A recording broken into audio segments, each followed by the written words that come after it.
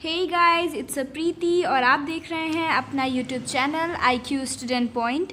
और जैसे कि हमने लास्ट क्लास में नियोलिथिक एज मीन्स नवपाषाण काल के बारे में डिस्कस किया था।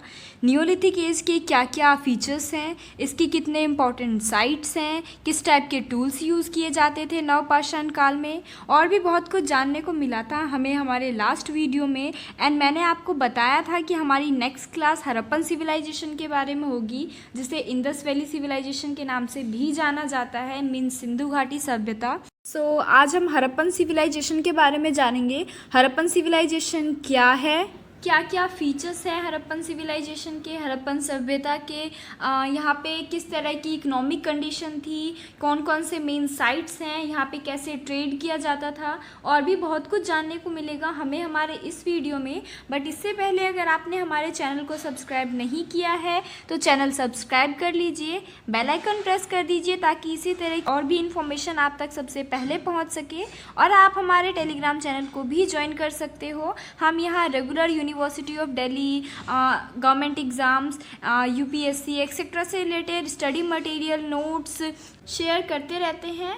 एंड इस वीडियो की PDF भी मैं अपने टेलीग्राम चैनल पे अपलोड कर दूंगी, तो आप वहाँ से जाके वीडियो की PDF कलेक्ट कर सकते हैं। लिंक आपको नीचे डिस्क्रिप्शन बॉक्स में मिल जाएगा, तो आप वहाँ से टेलीग्राम चैनल ज्वाइन कर सकते हो। तो सबसे पहले बात करते हैं इंडस वैली सिविलाइजेशन के बारे में, सिंधु घाटी सभ्यता के बारे में। सिंधु घाटी सभ्यता को हड़प्पन सभ्यता के नाम से भी जाना जाता है।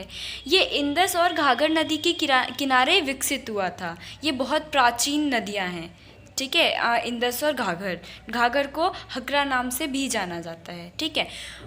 हड़प्पा, मोहनजोदारो, कालीबंगा, लोथल, धोलावीरा और राघीगढ़ी, ये जो जगह थे, ये सबसे प्रमुख केंद्र थे इंडस वैली सिविलाइजेशन के, सेंटर था ये इसका, ठीक है।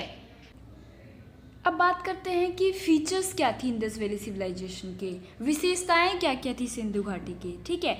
तो ये जो सिंधु घाटी सभ्यता है, इसको सबसे पुरानी सभ्यताओं में से एक सभ्यता माना जाता है। इसी के साथ एक और सभ्यता थी मेसोपोटामिया। ये दोनों सभ्यता जो है वो सबसे अर्लीस्ट सभ्यता मानी जाती है, मीन सबसे पहले शहरों का निर्माण इन्हीं सभ्यताओं में हुआ था, ठीक है। इसका जो टाइम पीरियड था वो अराउंड 2600 BC से लेकर 1900 BC के बीच का था, मतलब कि लगभग 2600 ईसा पूर्व से 1900 ईसा पूर्व के बीच का इसका टाइम पीरियड था। इसे ब्रोंज एज के नाम से भी जाना जाता है, मीन्स की कांस्य युग, क्योंकि यहाँ के जो लोग थे वो ब्रोंज का इस्तेमाल करने लग गए थे इस टाइम तक, ठीक है। इसे हड़प्पन सिविलाइजेशन या मोहनजोदारो सिविलाइजेशन के नाम से भी जाना जाता है, ठीक है। अगर आपको पता होगा तो मोहनजोदारो की एक मूवी आई थी अभी कुछ साल पहले, जिसमें ऋतिक रोशन है जिन्होंने इसका रोल प्ले किया था। इसमें प्रॉपर डिटेल्स में इंडस वैली सिविलाइजेशन को बताया गया है, दिखाया गया है, कैसे वहाँ के लोग रहते थे, क्या इकोनॉमिक कंडीशन था, ठीक है। तो सारी चीज़ें उस मूवी में प्रॉपर दिखाई गई है, तो आप चाहें तो उस मूवी को भी देख सकते हैं, ठीक है।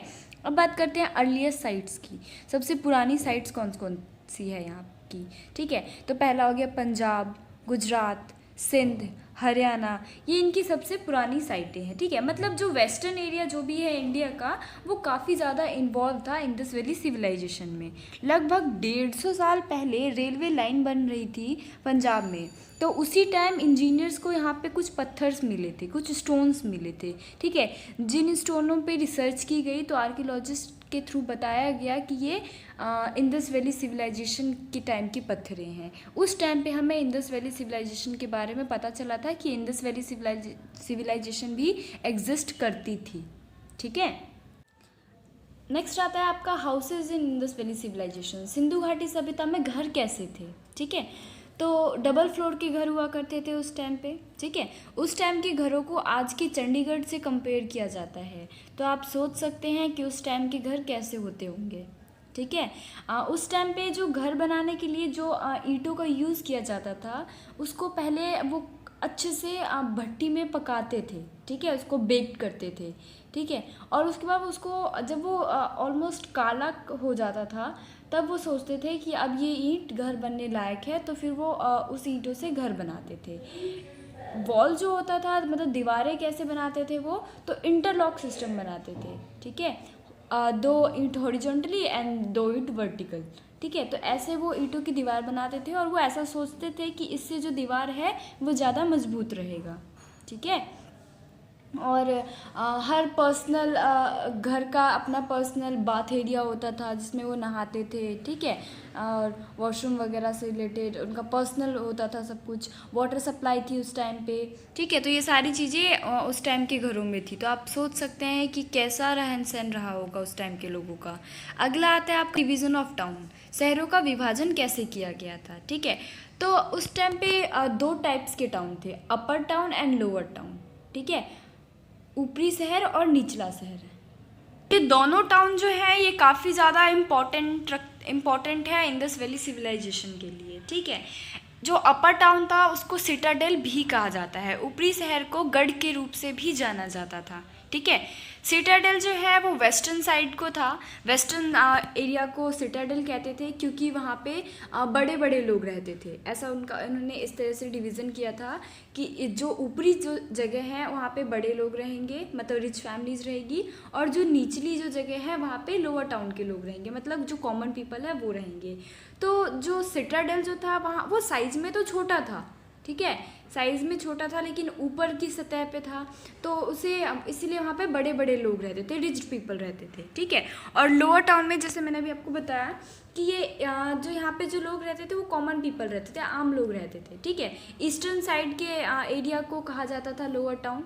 ठीक है, एरिया काफ़ी बड़ा होता था, लार्ज एरिया था। अपर टाउन कुछ इस तरह से दिखता था एंड लोअर टाउन जो है वो निचला शहर कुछ इस तरह से दिखता था। तो ये आर्कियोलॉजिस्ट के थ्रू फ़ोटोज़ वगैरह रिलीज़ की गई थी, तो आप देख सकते हैं। अगला आता है आपका मोहनजोदारो। जैसे कि मैंने आपको थोड़ी देर पहले बताया था मोहनजोदारो के बारे में कि इंडस वैली सिविलाइजेशन को मोहनजोदारो सिविलाइजेशन के नाम से भी जाना जाता है। तो मोहनजोदारो जो है उस टाइम पे इंडिया में था, लेकिन अभी ये पाकिस्तान में सिचुएटेड है। ठीक है, और मोहनजोदारो के नाम को जो डेड बॉडीज़ होती है उसकी जो टीले होते हैं, ठीक है, माउंट ऑफ डेड, तो उसके नाम से भी जाना जाता है। और इस साइट की इम्पोर्टेंस को पहली बार 1922 में पहचाना गया था। ठीक है, रिकॉग्नाइज किया गया था। अगला आता है आपका ग्रेट बाथ साइट इन मोहनजोदारो पीरियड। राइट, मोहनजोदारो में महान स्नान स्थल ये क्या था। ठीक है, तो special bath site for special occasion but only for higher level peoples, विशेष अवसरों के लिए विशेष स्नान स्थान, लेकिन केवल उच्च स्तर के लोगों के लिए। ठीक है, मतलब क्या है इसका, तो ग्रेट बाथ का मतलब है नहाने का स्नान। जैसे कि आज के टाइम पे आप कह सकते हैं स्विमिंग पूल। राइट, वहाँ भी लोग नहाया करते थे, बट ऐसा माना जाता था कि वहाँ सिर्फ बड़े या रिच पीपल्स ही नहाया करते थे।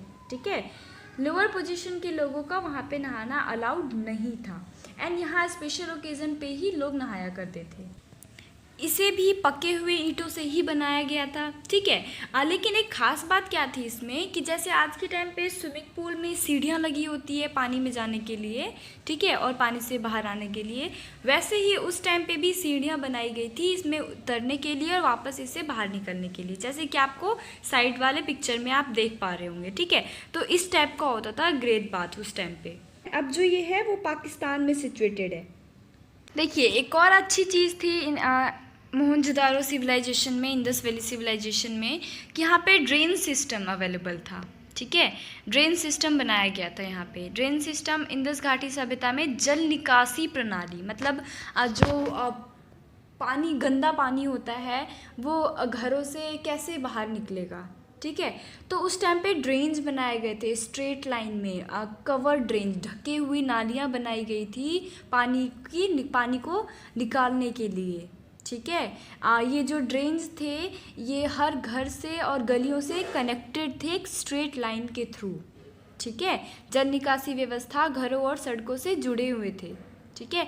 उस समय हो सकता है जो रूलर था वहाँ पे उसने ये सब कुछ प्लान किया था पहले अच्छे से, कि कैसे डबल फ्लोर के घर बनाए जाएंगे, कौन नीचे रहेगा लोअर टाउन में, कौन ऊपर रहेगा, ठीक है। ऊपर रहने वालों के लिए क्या फैसिलिटीज़ होंगी, नीचे रहने वालों के लिए क्या फैसिलिटीज़ होंगी, ठीक है। सड़कें कैसी होंगी, गलियाँ कैसे होंगे, ठीक है।